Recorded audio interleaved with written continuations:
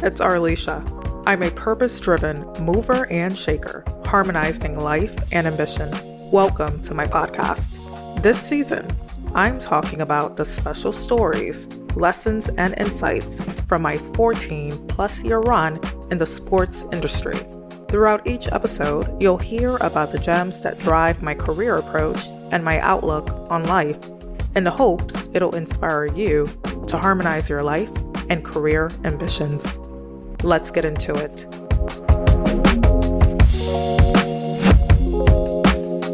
Welcome to the Hey, it's Arlesha podcast.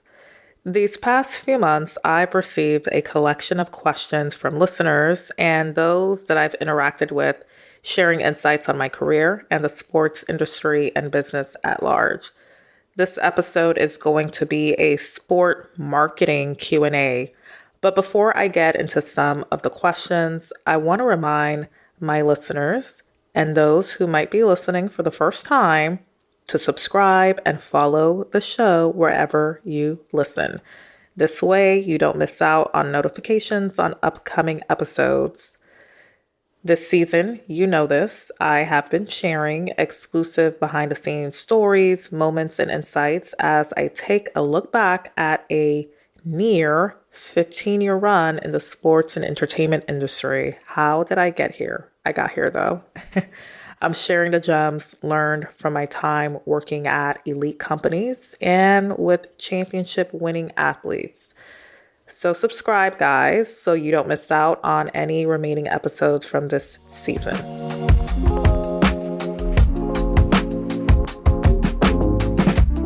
All right, so let's get into these questions that will give a little bit of color on the sports marketing landscape that I have worked in, or the landscape as it stands today, based on the questions that I've received. So here is one.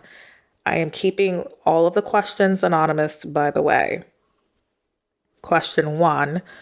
I imagine working with such high-profile athletes, specifically being in charge of how they're marketed, must require a lot of give and take between you and the athlete.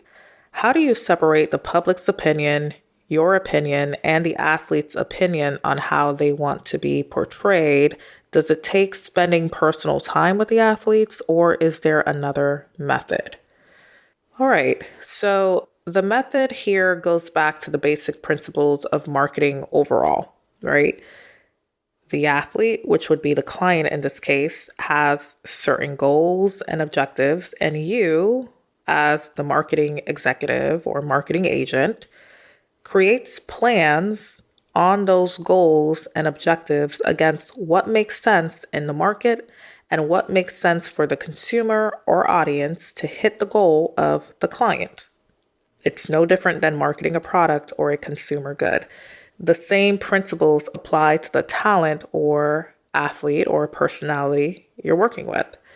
So in terms of spending personal time with the athlete, it's a mix, but all it takes is being an active listener to the client, understanding his or her goals and what they want to accomplish, and looking out for opportunities in the market, whether it's through brands that could be a good fit for partnership, press or content opportunities to help the athletes tell their stories, and the best strategies and tactics for social media to help them better engage with their audience. It's simply that in a nutshell.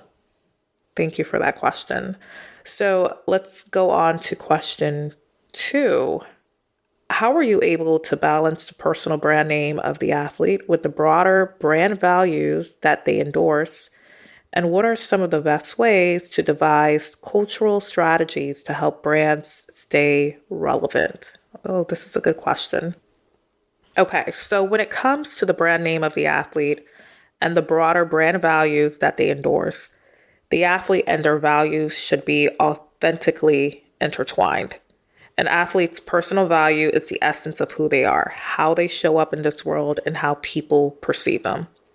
So I am going to use Steph Curry as an example, as this is one that I got a front row seat to during my time working for him at SC30 Inc. Stephen has 2 ethos, or what you can also call brand values, that he's known for, and activates around with his brands and through his ventures. One is this notion of changing the game for good, and the other is elevating the under.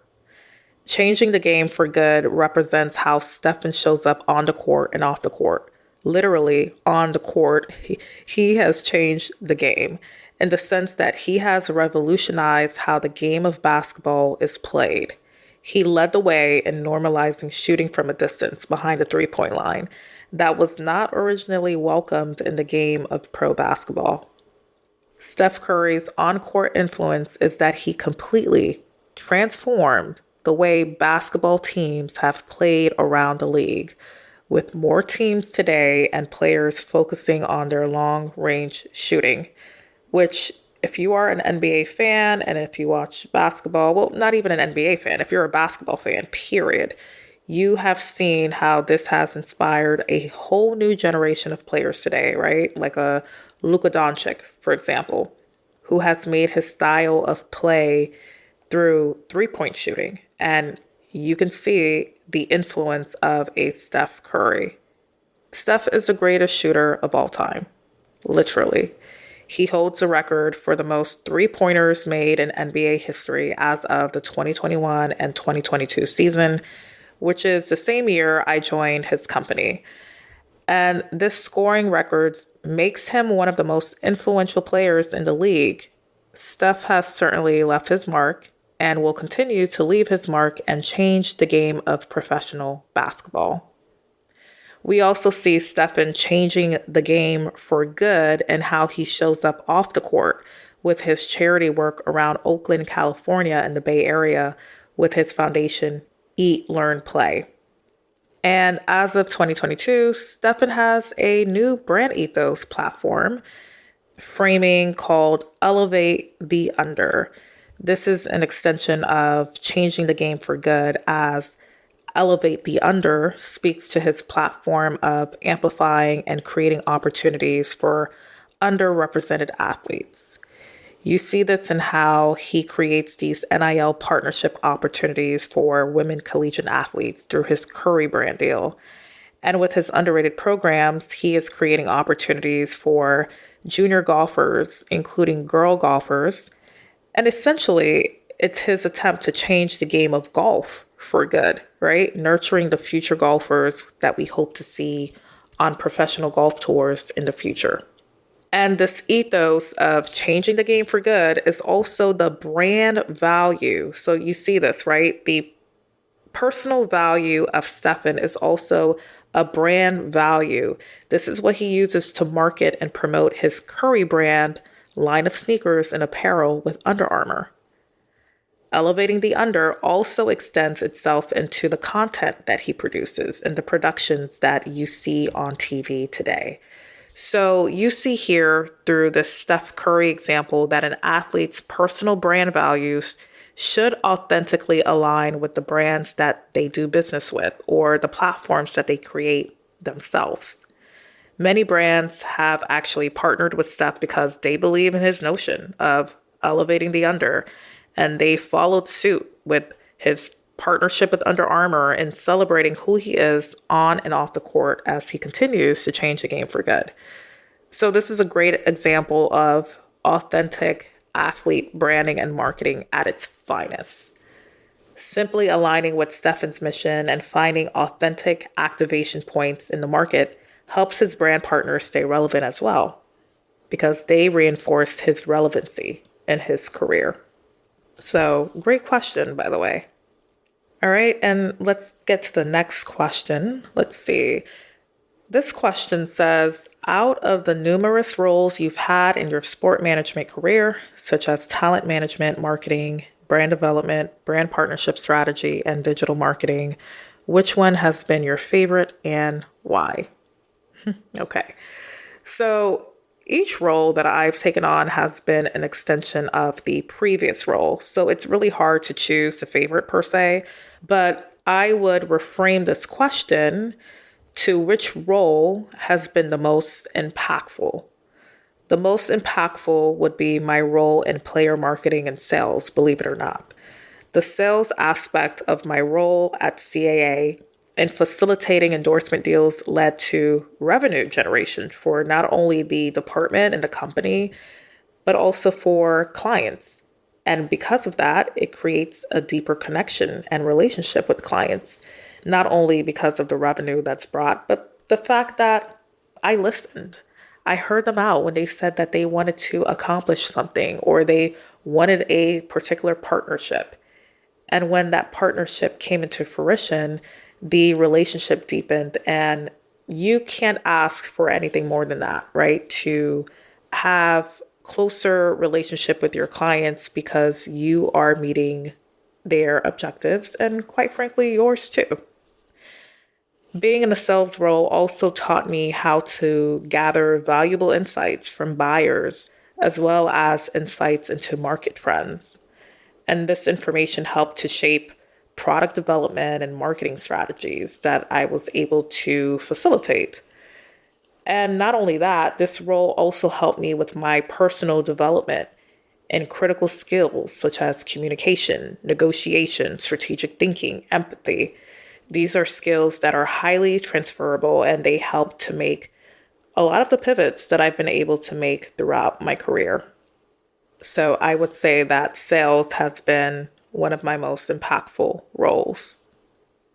Alrighty, we are going to go to I believe this is the final question. So here's this one question here. What is one marketing trend that you believe will significantly impact how athletes and brands connect with their audiences? This is a great question. A marketing trend that I believe will impact how athletes and brands connect with their audiences is what we've been talking about for the past few years. We've been talking about this notion of the creator economy for some time in sports. Athletes are essentially creators, some with more influence than others on how they engage their built-in audiences via social media platforms. And with these platforms, they have the innate opportunity to become storytellers, telling stories of their journey, their career exploits, their milestones, and connecting on a deeper, authentic level with their audiences. And the creator aspect is not limited to content and social media. There's also the creator aspect of the creation of intellectual property and assets, such as the Steph Curry example that I shared earlier. In the creator economy overall, companies and athletes could really develop this mutually beneficial relationship. A company or brand can truly thrive partnering with an athlete who is essentially a creator because they can provide their sponsorship for that athlete's platform where their stories are being shared, or they can come along as a strategic partner to help fuel the investment into an athlete-founded IP. A company who does this well is Chase, who has been a longtime partner of LeBron's multi-platform media company, Uninterrupted. Uninterrupted's content series you've probably seen in the past, Kneading Dough, educated its audiences on financial money management. And not only that, Chase is also a longtime brand partner of Steph Curry, joining forces with him on his underrated golf IP to drive the mission to bring more equity into the game of golf. So with Chase, you see how a brand could really thrive in partnering with an athlete who is essentially creating content, creating IP, and so forth. And I believe that we're going to see more of this, right? We're going to see more of athletes creating their own IP, whether it's through content or other kind of programming. Athletes as creators really does have the potential to generate the additional revenue streams from brands in multiple ways. And that's only going to continue to grow in this day and age of social media. And that concludes the sports marketing Q&A. I appreciate the questions. I hope to do more of this, and just know that if you ever would like to have your questions answered on an episode, you can always email me at hey, or actually, Let me go back. It's not hey, it's hello at hey. It's Arlesha.com. That is hello at hey. It's Arlesha.com. You can also follow me on LinkedIn. My link to my LinkedIn account is in the show notes. Follow me there, send me a message, connect with me, and I am happy to do more of these Q&As in the future. And if you have a friend or a colleague who could benefit from these Q&A episodes, don't hesitate to share this episode. Download the episode, share with a friend, share with a colleague. These gems are for us, but also for them. Until next time, I am sincerely yours, Arlesha.